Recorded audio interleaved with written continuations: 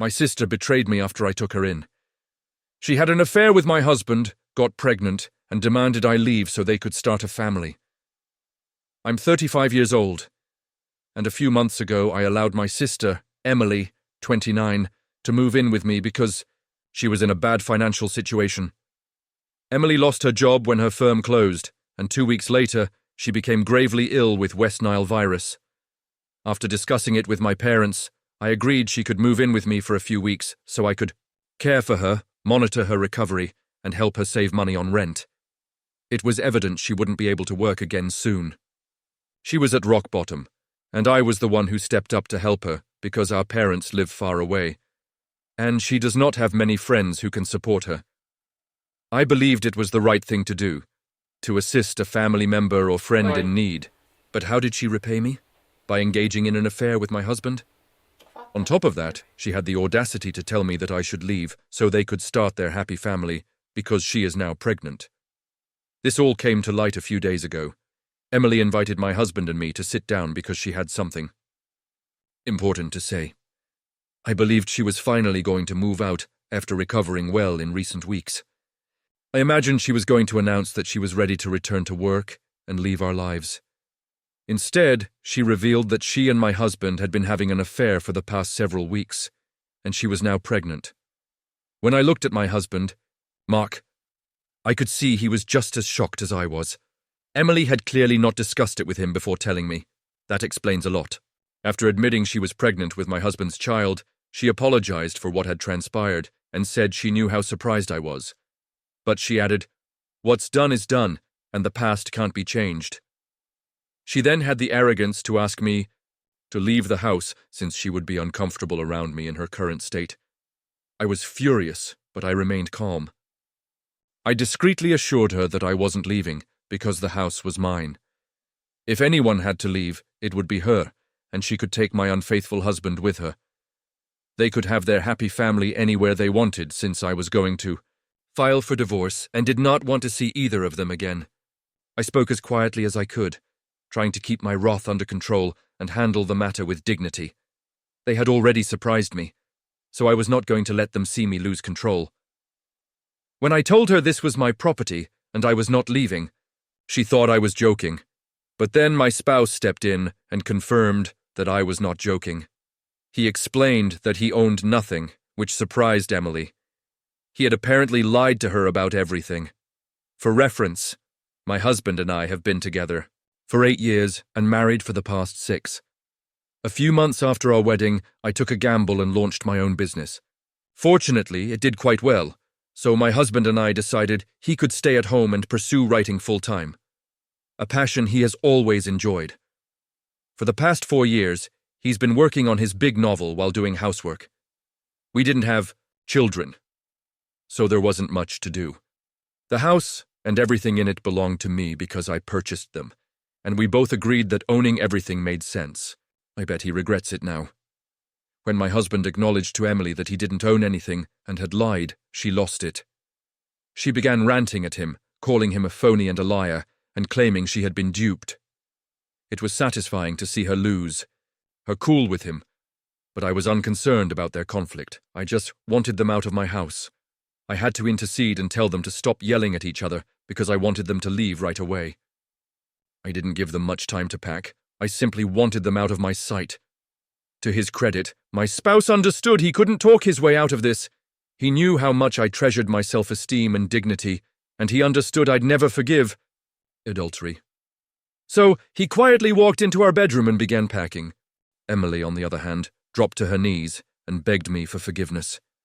She stated she'd do everything to make it right, but needed a place to live and couldn't be evicted, especially since she was pregnant with my nephew. The mention of family infuriated me. I grabbed her arm, yanked her up, and pushed her out the door. I was tough, but I didn't care. I was furious that she dared to call us family after sleeping with my husband. She continued to wail and beg on the porch, but I closed the door. Then I went to the guest room and hurriedly put all of her belongings into her luggage before throwing them outside. I warned her to leave or I'd call the police. She kept crying, but I simply slammed the door and returned inside. A few minutes later, My husband emerged with his baggage and apologized sincerely. I pretended not to hear him. Emily screamed and begged on the porch for approximately an hour after he left, but I turned on my headphones and ignored her. I eventually sensed the silence and realized she had finally left. That night I called my lawyer, explained everything, and stated that I intended to file for divorce. I had planned to notify my family and friends later, but my dad called the next day. They thought what I had done was terrible. They accused me of being unkind and inconsiderate to Emily, who had recently been through a lot. I found this unusual because my parents had always treated all of us equally. It wasn't like Emily was their favorite, but when they started defending her, something didn't feel right. They informed me that they knew she was pregnant, and that I couldn't kick her out of the house in that condition, especially because she was between jobs and recovering from a terrible illness. They told her it would take some time to get back on her feet, and anyway, she didn't have anyone else who could take care of her like I could. Her friends were coping with their own financial problems, jobs and families, so they couldn't care for her. My parents insisted that, as her sister, the least I could do was forgive her ignorance and be there for her. Furthermore, they reminded me that my husband had seduced her, not the other way around. They claimed he told her that he was in charge of our finances and a prominent novelist and screenwriter. He reportedly did not want celebrity, so he remained incognito. My sister, being naive, believed everything and thought he was important. That's why she believed his falsehoods. But then things got worse. She claimed she was having an affair with him and believed they could drive me out of the house together. Unfortunately for them, their scheme failed, especially because they had not even synchronized their stories. When she admitted everything, she wrecked it for both of them. So, I stood my ground. I looked her in the eye and said, "What sister? I don't have a sister." Then I argued that I had every right to kick her out because she chose to betray me and my husband. It didn't matter if he played a role. They both opted to stab me in the back. It made no sense to kick him out and let her stay as if nothing had occurred. I didn't care if she was pregnant or unemployed. I had previously weighed those concerns before allowing her to stay with me for months. How did she repay me? By having an affair with my spouse inside my own home. Besides, it's not like she was significantly pregnant and unable to cope on her own. She was barely a couple of weeks along. Even if she was 9 months pregnant, I would have kicked her out. What she did was awful. She was ready to throw me out because she thought the house belonged to my husband, so I consider it poetic justice. But my parents insisted I was being too tough. They focused on how I handled the matter rather than what she did. I was bored of hearing the same arguments, so I hung up. Since then, we have not spoken. Do you believe I was wrong to kick my pregnant sister out of my home? Update 1. I understand that some people think forcing a pregnant woman out of my house is wrong, but keeping her under my roof after what she did would be insanity.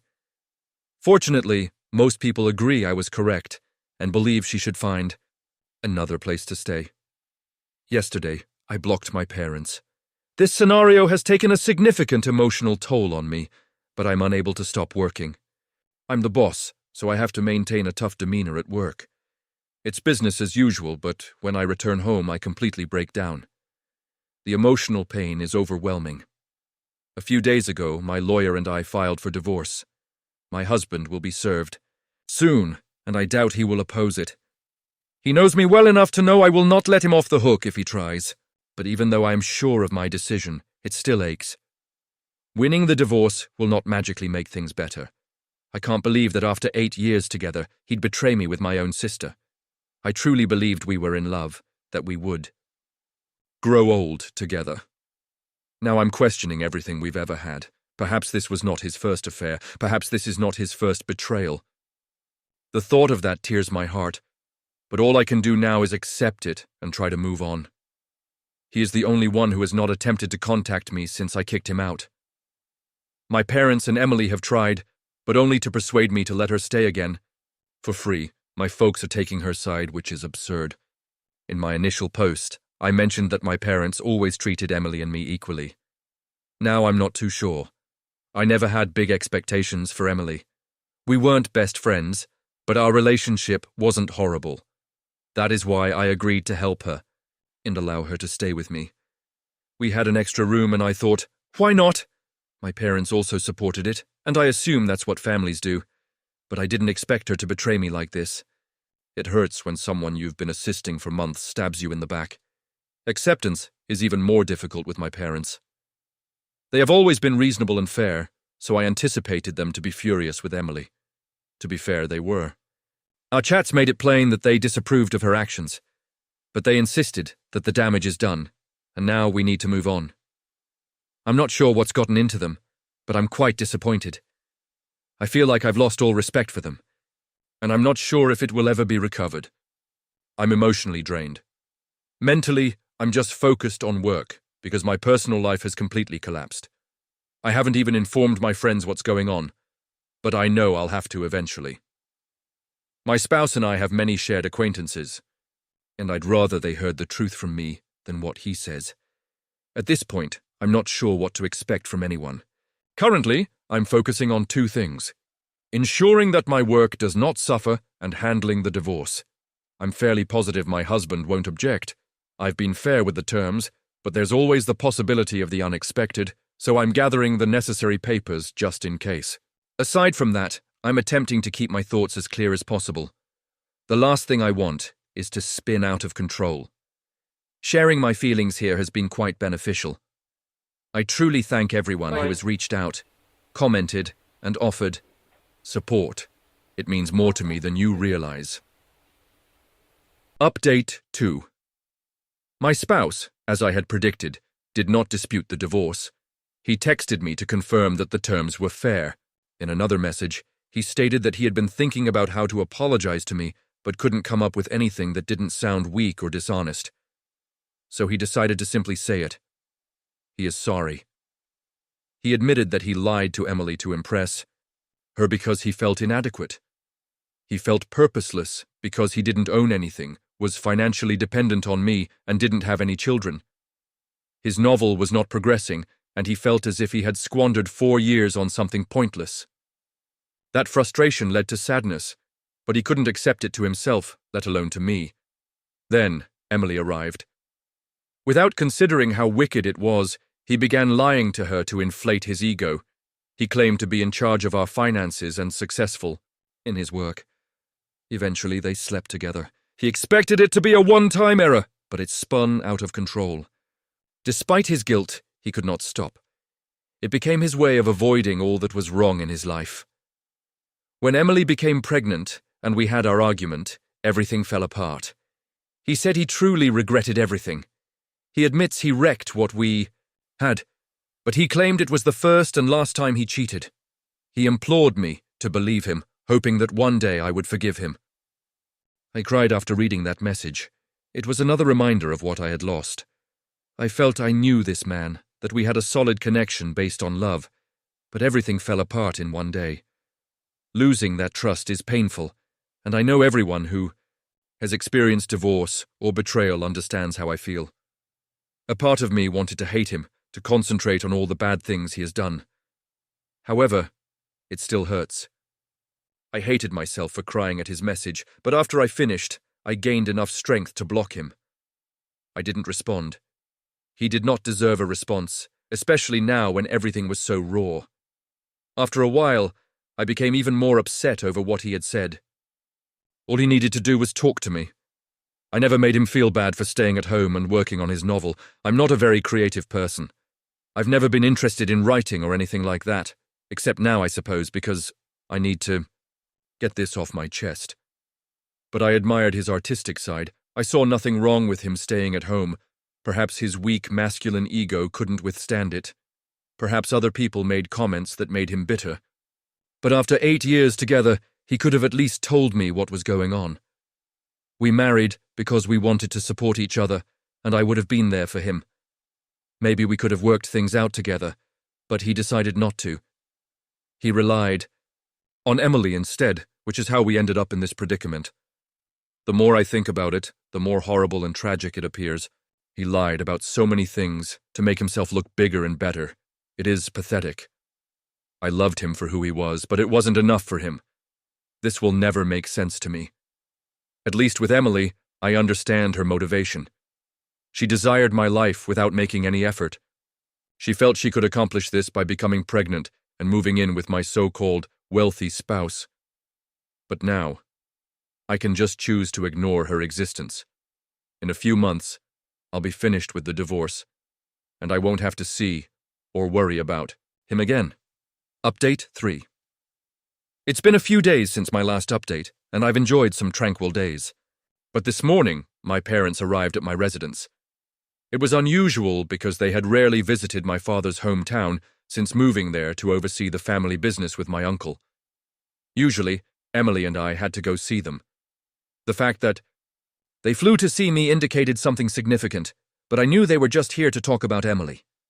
So, as I opened the door, I informed them directly. If they came here to talk about her, I didn't want to hear it. There's only one Sunday a week, and I wasn't going to waste it rehashing the same theme.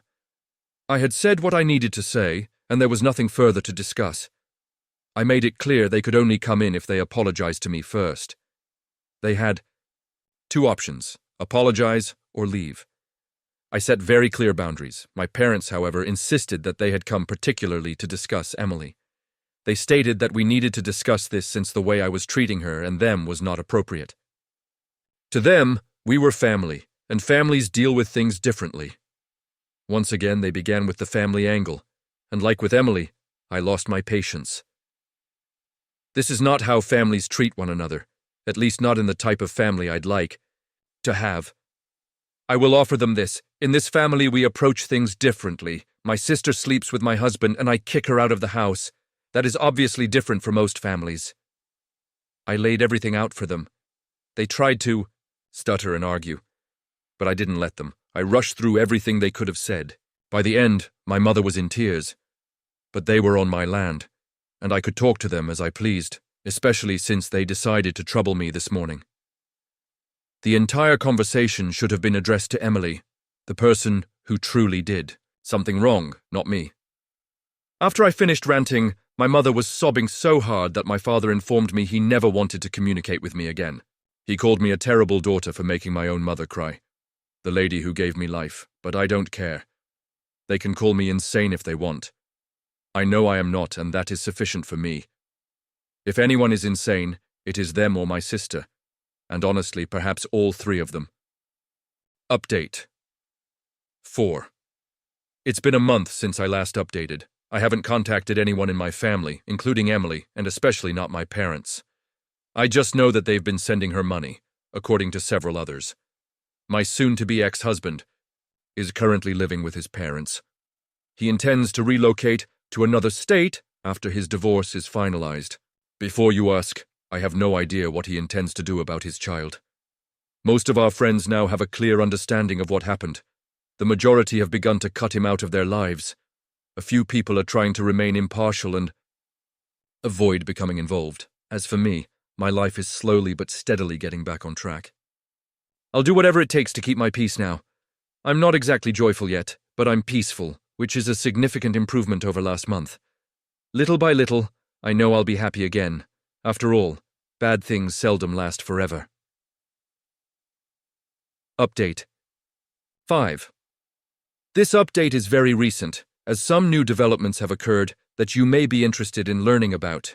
My sister lost the baby and blamed me for it. According to her, the stress I caused led to her miscarriage. My parents are also on this mission with her. The bright side is that they don't annoy me directly.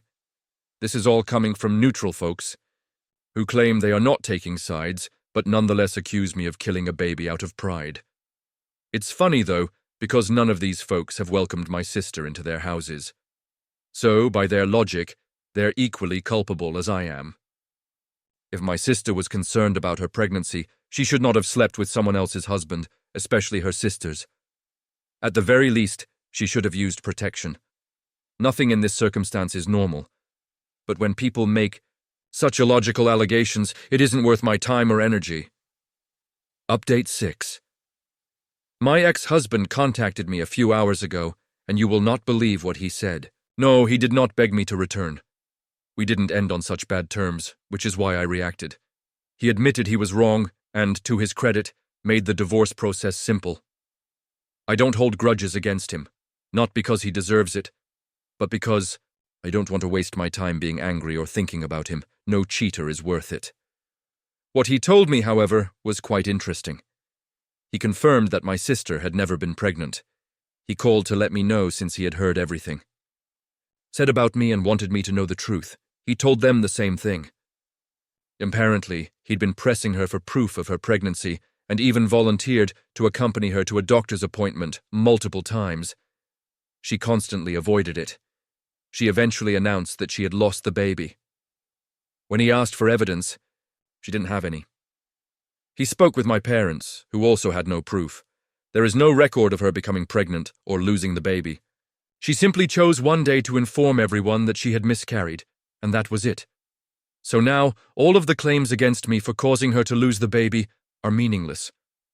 My parents have attempted to contact me to reconcile, and they have even ceased financially supporting her now that they know they will not be grandparents.